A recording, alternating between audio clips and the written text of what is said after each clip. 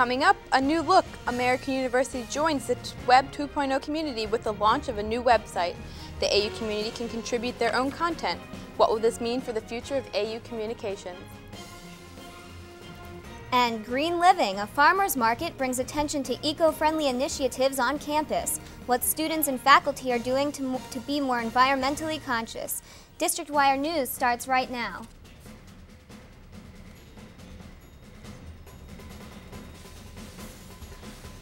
Good evening, I'm Melinda Wise. And I'm Allison Fairley. American University is launching its new website, and campus community is celebrating a new web look at a party in Katzen Art Center. Ina Arnardova has more on the website's features and what this change means for the university. 3 years of preparation and development, 25,000 work hours, more than 100 staff members. That's how much it took to create the new American.edu. People that visit the website can find information about everything happening on campus just with a click of a mouse. The website has a newswire that presents university news in real time.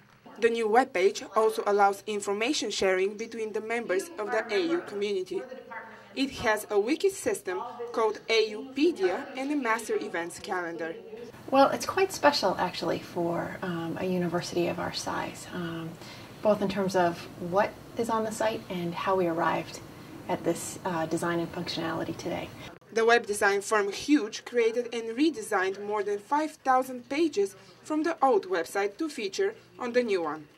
The whole project began in 2006 with the creation of the Web Advisory Committee. The faculty and staff members on the committee researched what people look for in a website. The university unveiled the new website in the recital hall in Katzen Art Center. So does the new webpage look satisfy the current American University students? I think it's great. I really think that the graphic design updates have been spectacular. I think it's a lot more visually attractive. I think it's very interactive and it's very visual, and I get a lot of news from that. The new American University website also features a virtual tour of campus. Prospective students can explore the AU campus following one of 3 guides: a faculty member, a student, or an alumnus. Reporting for District Wire News, this is Ina Arnardova. Tuesday night at 7 p.m., the School of Communication is holding a panel called An American Forum, Are Media Making Us Dumber? Intellect, Ignorance, and Influence in the Digital Age. The panel will discuss how this cultural shift driven by digital media is distracting us and pushing us away from others while pushing us toward junk thought. Panelists include Susan Jacoby, Professor Catherine Montgomery, Andy Carvin, and Josh Hatch. American University looks to the local farming community in an effort to go green. Amanda Marr reports. American University is supporting local farmers and artisans today by participating in a farmers market.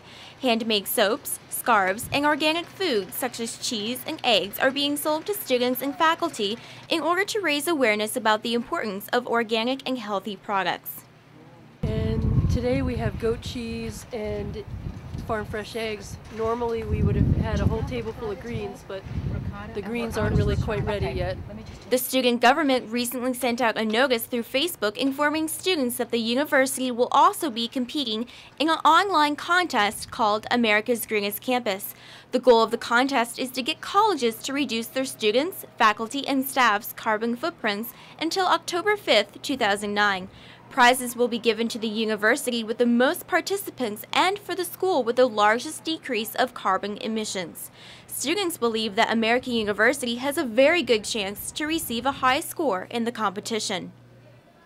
Is very good about recycling, making sure that food companies that come on campus don't use styrofoam cups, that kind of thing. I think people are very aware of the environment and how we affect it, so I definitely think that our level of activism and awareness could help us win this competition. Making the university even more environmentally friendly is a new program called Ego Certification that is making efforts to decrease the amount of waste and energy in the classroom. The program is promoted by the student group EgoSense, who encourages green living. They will be conducting classes for the university's faculty and staff to teach them how to make their offices and classrooms more eco-friendly.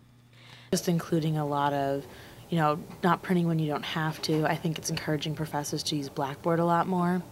Eco-friendly in order to have a healthier life is a popular discussion topic on campus that participants take seriously. Reporting from American University, this is Amanda Marr for District Wire News. Students for Justice in Palestine kick off Palestine Awareness Week by setting up a refugee camp in the middle of the Quad. They hope to bring attention on campus to human rights issues affecting Palestine and its population. A series of events starts tonight with a movie screening and free falafel in the McDowell Formal Lounge at 7 p.m. A new study finds that a large number of students spend more time drinking than studying.